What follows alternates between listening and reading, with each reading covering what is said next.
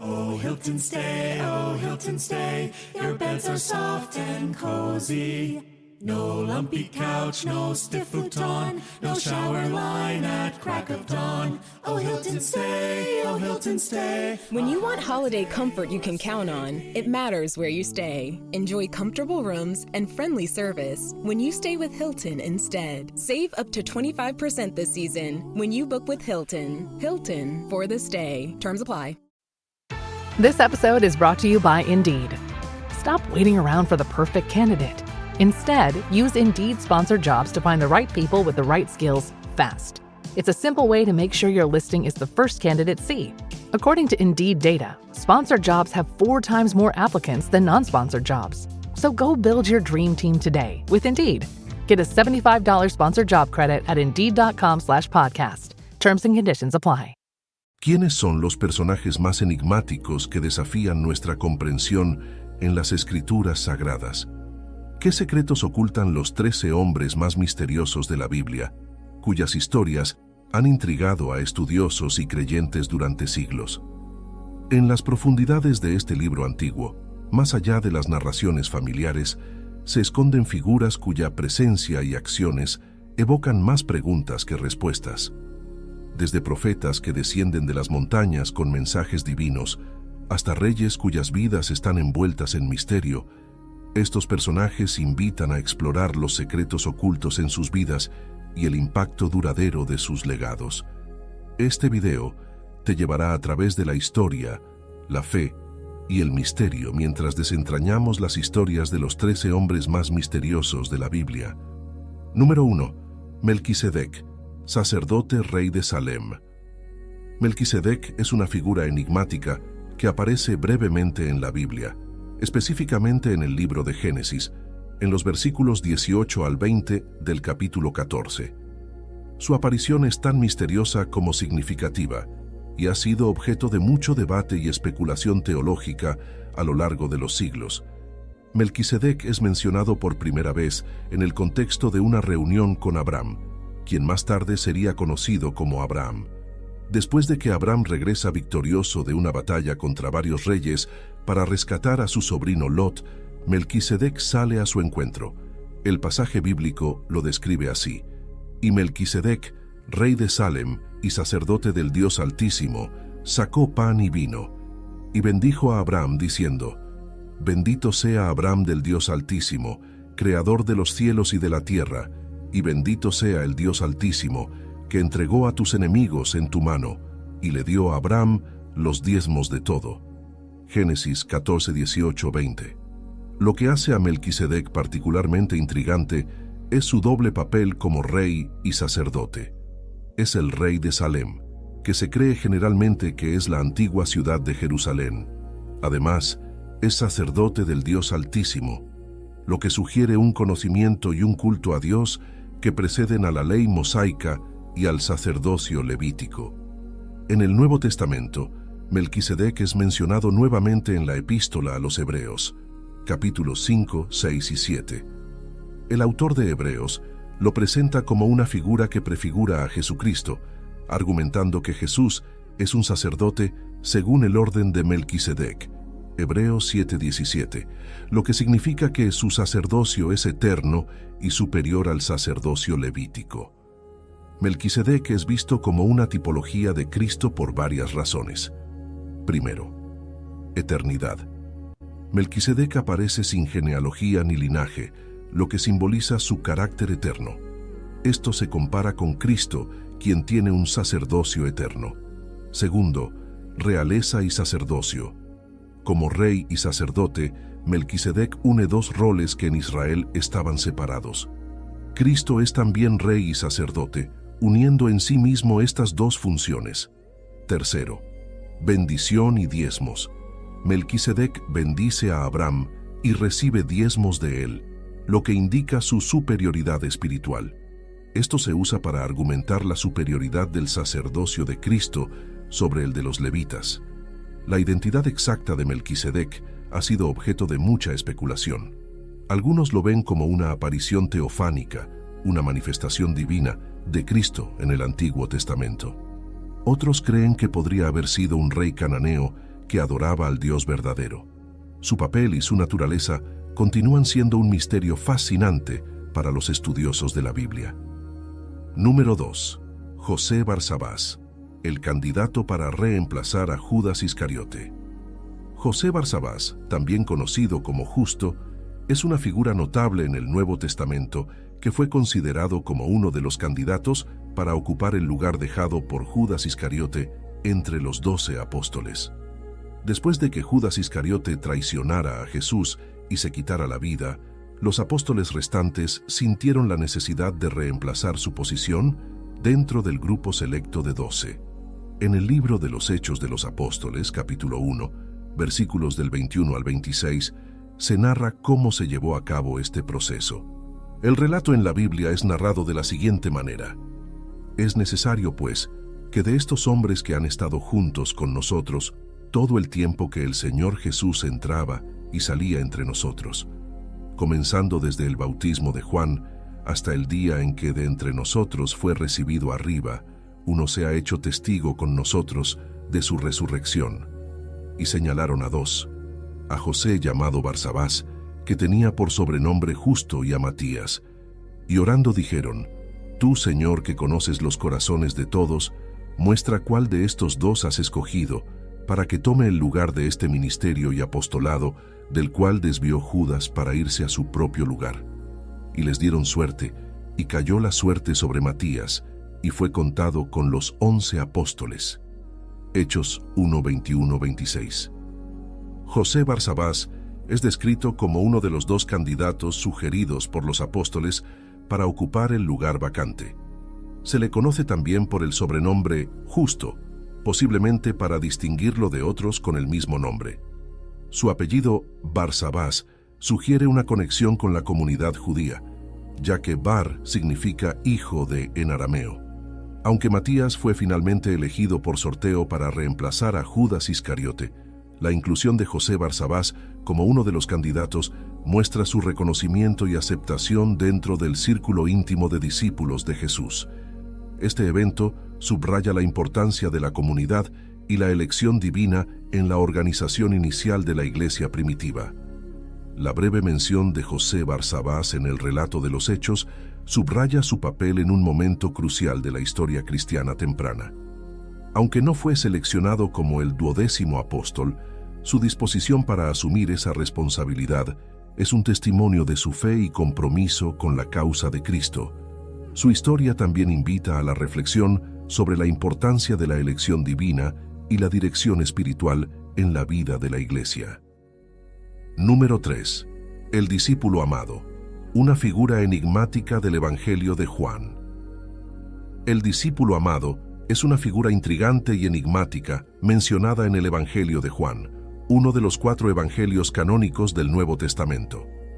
Su identidad ha sido objeto de debate y especulación a lo largo de los siglos, y aunque no se menciona por nombre propio en el texto, su relación cercana con Jesús es evidente a lo largo del relato.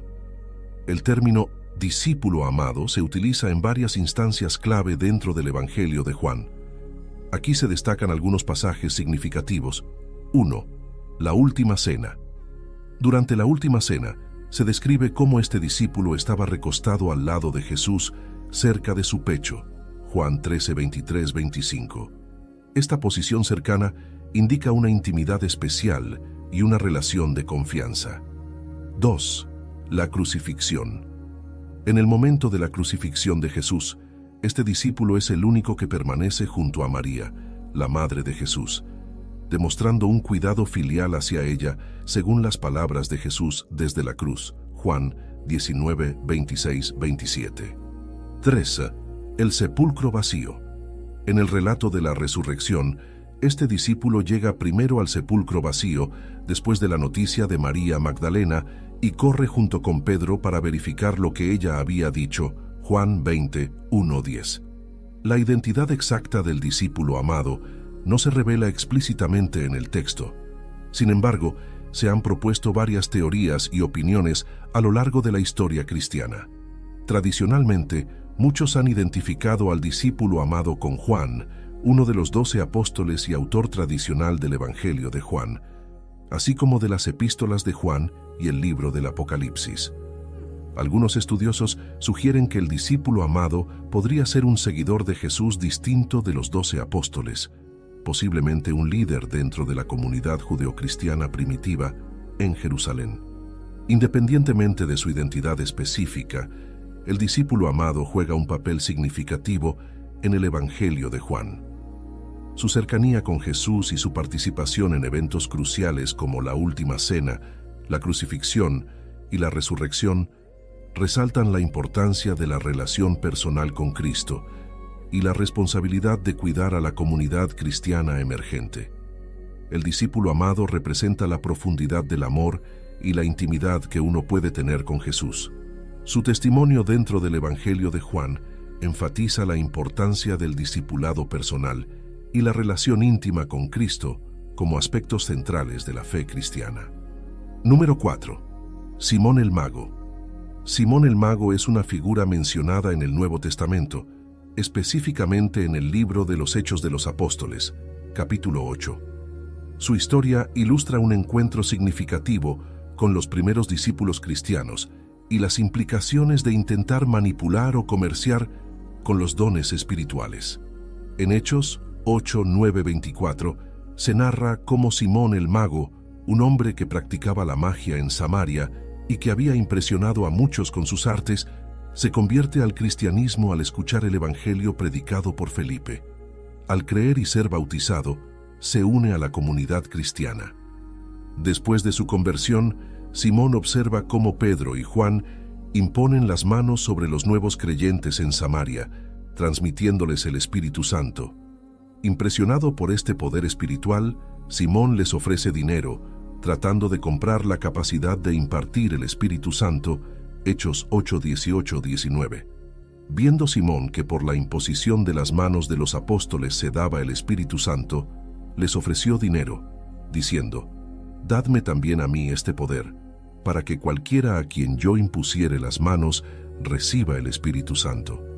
Pedro reprende enérgicamente a Simón por su actitud, advirtiéndole que su corazón no está recto delante de Dios y exhortándole al arrepentimiento por su maldad y la amargura de su alma.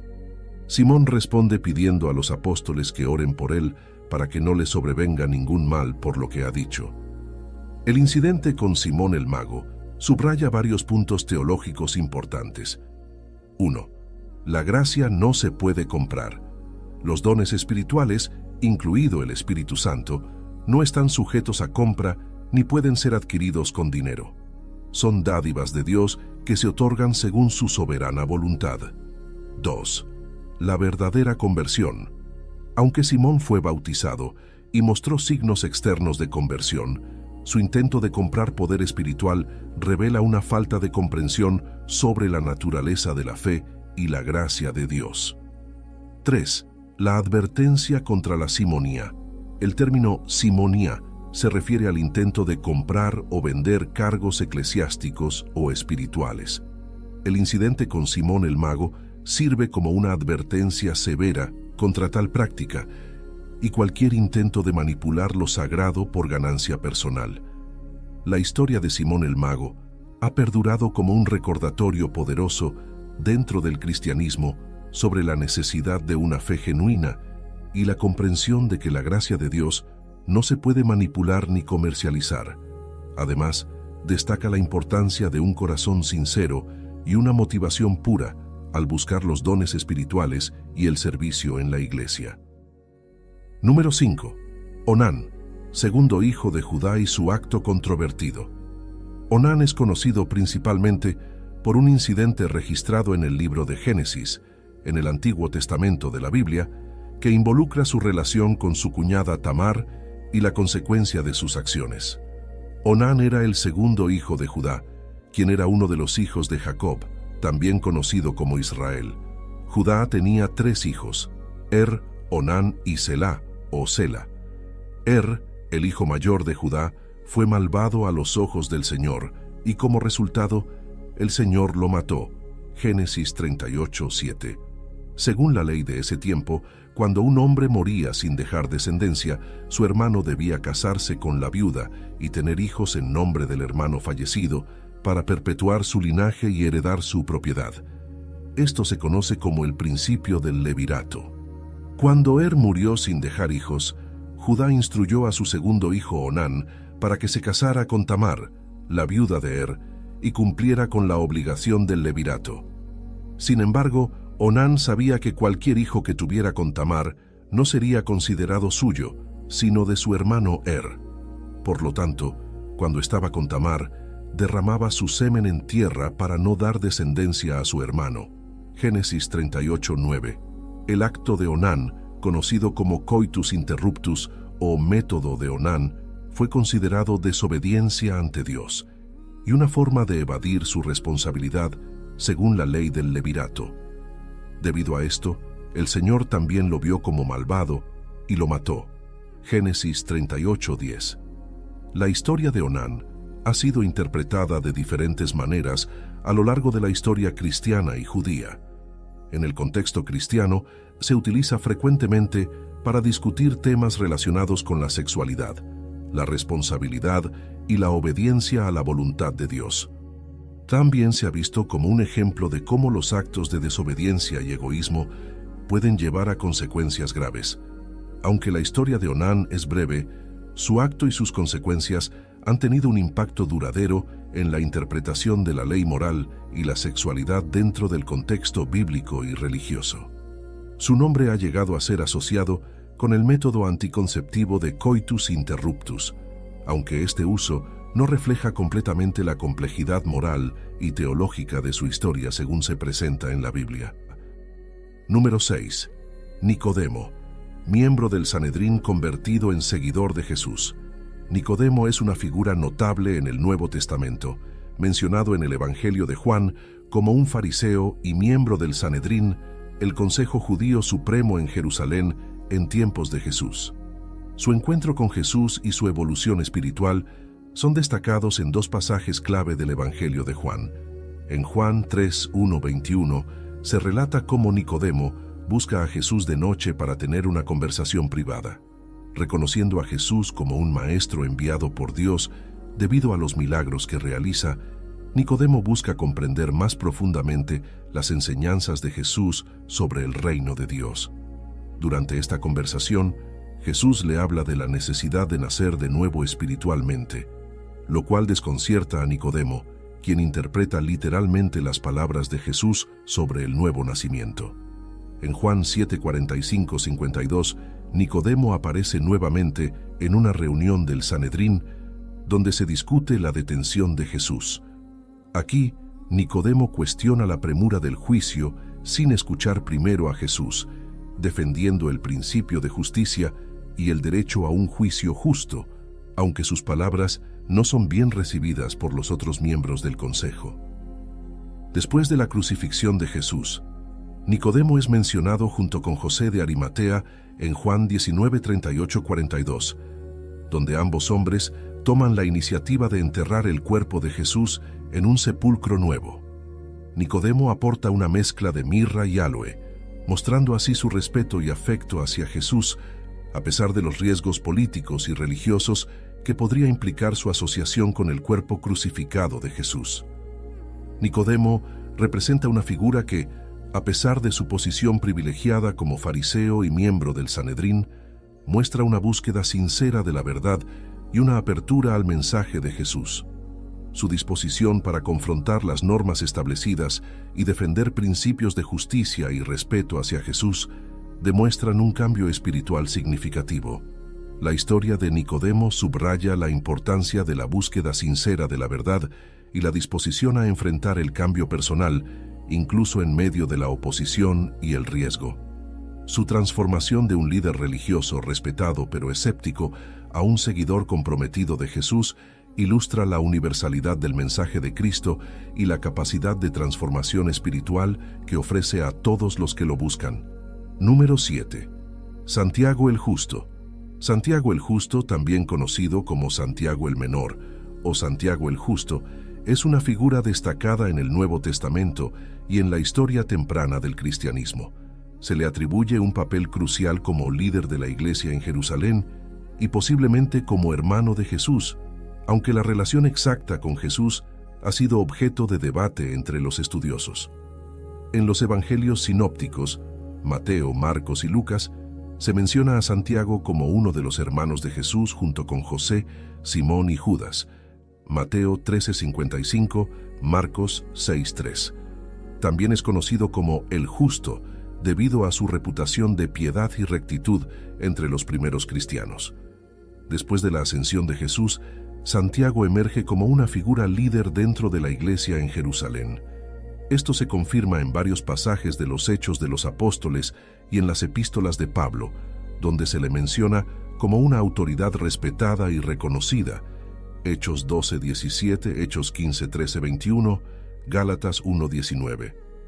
Uno de los eventos más destacados en los que participó Santiago fue el Concilio de Jerusalén, Hechos 15, donde desempeñó un papel crucial en la resolución de una controversia sobre si los gentiles convertidos al cristianismo debían circuncidarse según la ley judía.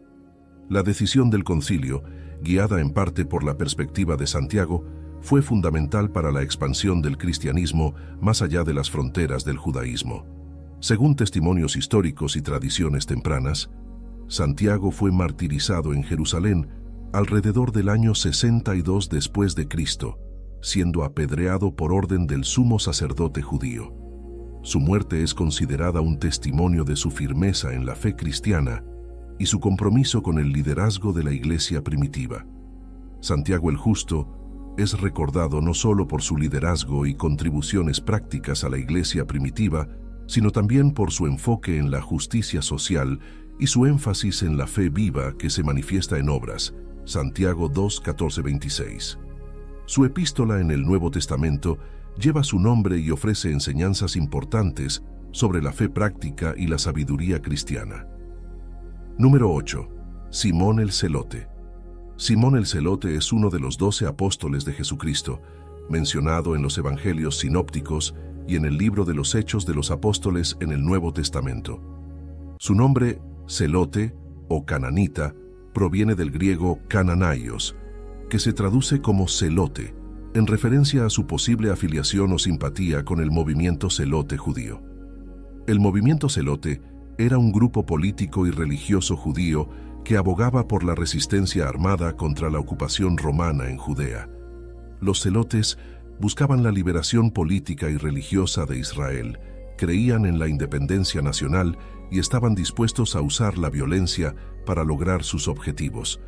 Este contexto político proporciona un telón de fondo importante para entender la posible identificación de Simón como un celote. En los evangelios, Simón el Celote es identificado como uno de los 12 apóstoles de Jesús. Mateo 10:4, Marcos 3:18, Lucas 6:15. Sin embargo, los evangelios no ofrecen detalles específicos sobre su afiliación con el movimiento celote, dejando esta asociación principalmente a las interpretaciones históricas y contextuales. Como uno de los 12 apóstoles, Simón participó activamente en el ministerio de Jesús, testificando sus enseñanzas y milagros. Su decisión de seguir a Jesús y abandonar cualquier agenda política radical previa sugiere un cambio significativo en sus prioridades y convicciones. Tras la resurrección de Jesús y el descenso del Espíritu Santo en Pentecostés, Simón el Celote continuó siendo parte de la comunidad apostólica en Jerusalén. Aparece en los Hechos de los Apóstoles, donde se le menciona junto con los otros apóstoles, reunidos en oración y preparándose para la venida del Espíritu Santo. Hechos 1:13. La inclusión de Simón el Celote entre los 12 apóstoles destaca la diversidad dentro del círculo íntimo de seguidores de Jesús, que incluía tanto a cobradores de impuestos como a celotes, reflejando una amplia gama de experiencias y perspectivas sociales y políticas entre los primeros cristianos. Su decisión de seguir a Jesús y renunciar a la violencia como medio de cambio político subraya la transformación espiritual y moral que el Evangelio de Cristo trajo a sus seguidores. Número 9. Los Nefilim. Los Nefilim son una misteriosa y enigmática raza mencionada en la Biblia en el Antiguo Testamento, específicamente en el libro de Génesis. Su aparición se relaciona con un período antiguo antes del diluvio, donde se hace referencia a ellos como seres de gran tamaño y fuerza.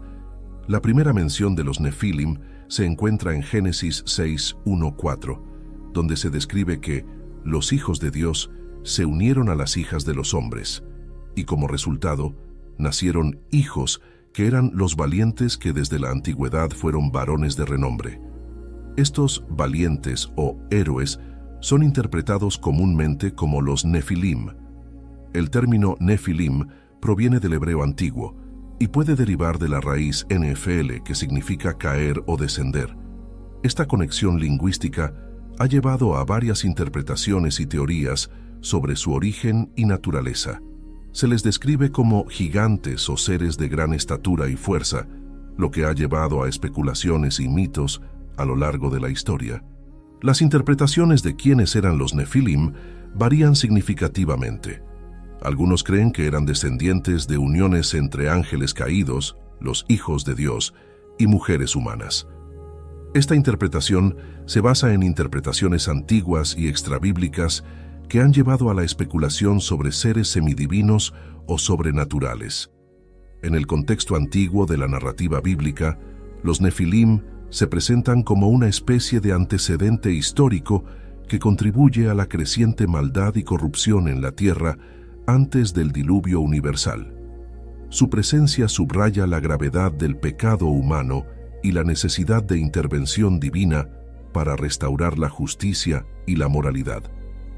A lo largo de los siglos, los Nefilim han capturado la imaginación y la curiosidad de muchas culturas y civilizaciones, inspirando mitos y leyendas sobre gigantes y seres poderosos en diversas tradiciones.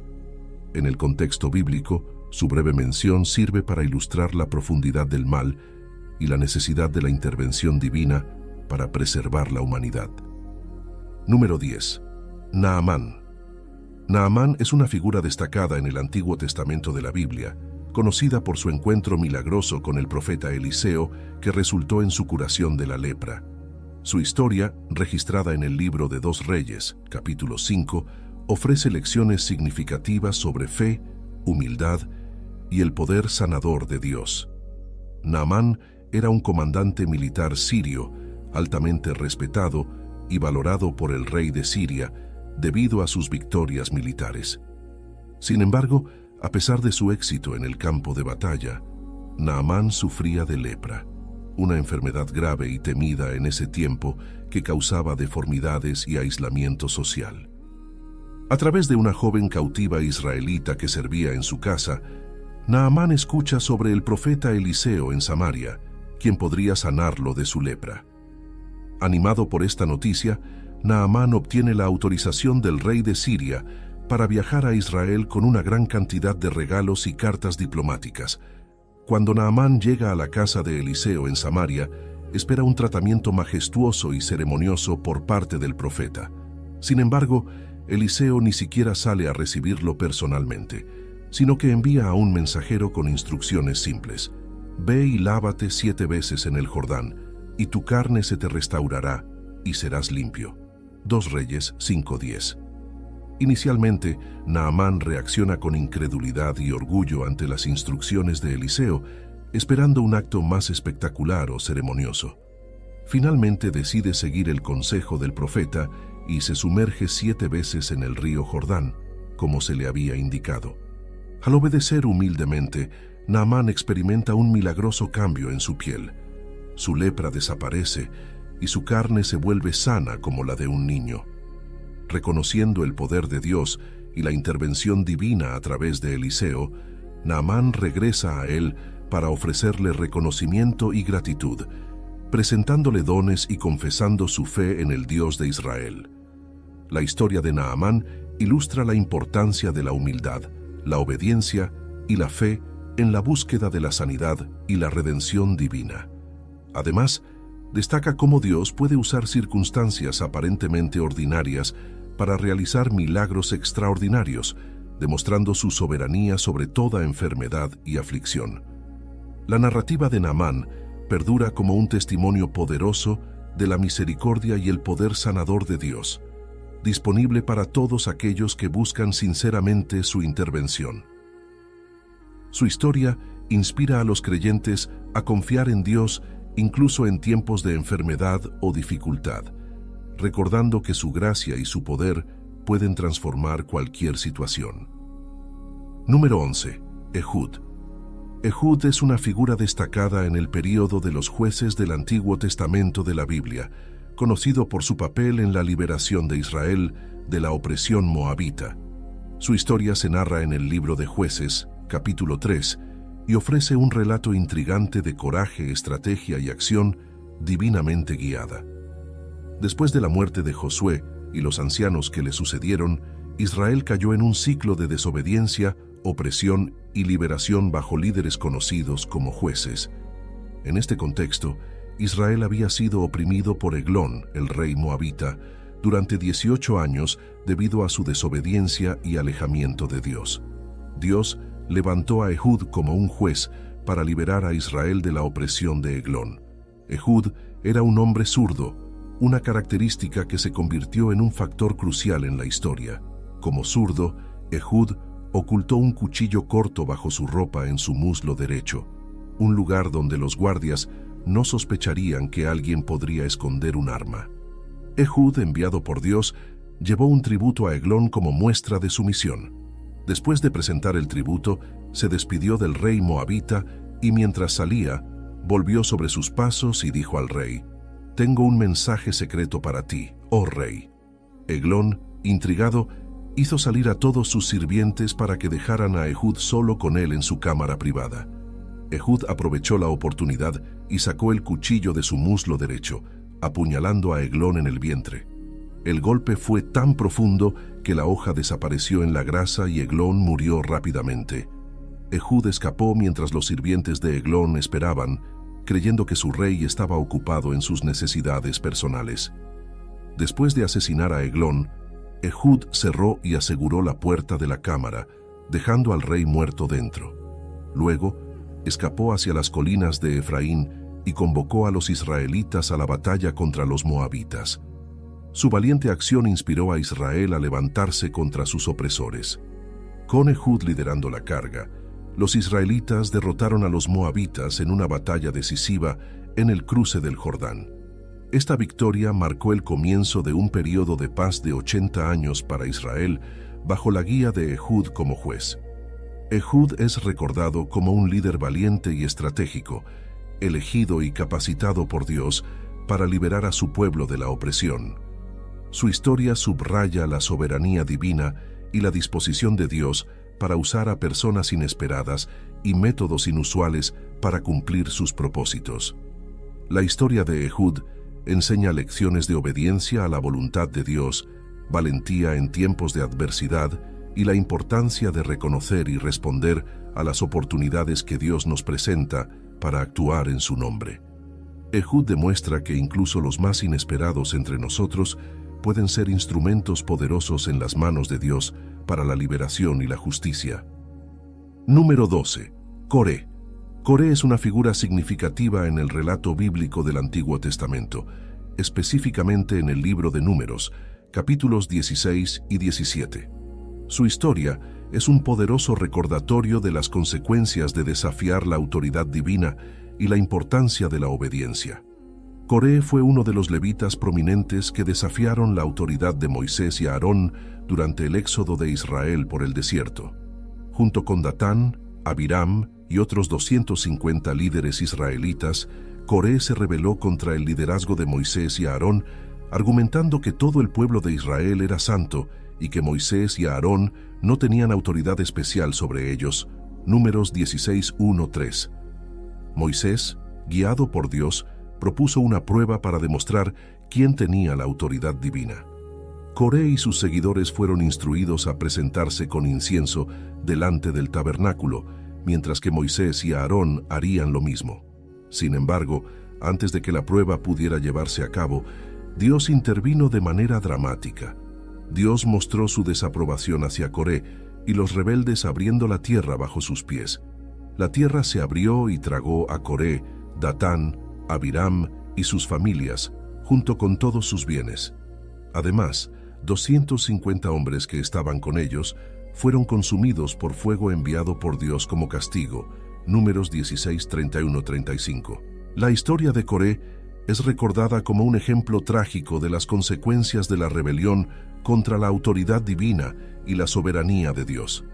Su rebelión y castigo sirven como recordatorio de la necesidad de respetar y seguir las instrucciones que Dios ha establecido para su pueblo y de la gravedad de desafiar su autoridad. Número 13. El profeta Isaías. Isaías es reconocido como uno de los profetas más prominentes y significativos en el Antiguo Testamento de la Biblia. Su impacto se extiende tanto por su mensaje profético como por la complejidad en la autoría del libro que lleva su nombre. Isaías profetizó durante un periodo crucial en la historia de Israel, aproximadamente entre los años 740 y 700 a.C., durante los reinados de varios reyes de Judá. Su ministerio abarcó momentos de crisis política, social y espiritual para el pueblo de Dios, particularmente ante la amenaza de las potencias asirias. El libro de Isaías es uno de los más extensos del Antiguo Testamento, compuesto por 66 capítulos. Se divide tradicionalmente en 3 secciones principales. Primero, Isaías 1:39, contiene principalmente profecías de juicio y advertencia contra la idolatría, la injusticia social y la corrupción religiosa, tanto en Judá como en las naciones vecinas. Segundo, Isaías 40:55, conocido como el Libro de Consolación o Deutero-Isaías, presenta profecías de esperanza y restauración, enfocándose en el consuelo de Dios para su pueblo durante y después del exilio en Babilonia. Tercero, Isaías 56:66, a menudo llamado Trito Isaías, continúa con la temática de la restauración y el juicio, además de abordar temas de adoración verdadera y justicia social. La cuestión de la autoría de Isaías ha sido objeto de debate entre los estudiosos. La tradición judía y cristiana atribuye la autoría del libro en su totalidad a Isaías como un profeta singular inspirado por Dios. Sin embargo, la crítica histórica moderna sugiere una división en la autoría. Isaías 1:39. A menudo se atribuye a Isaías mismo debido a su enfoque en los eventos contemporáneos y su estilo literario único. Isaías 40:66.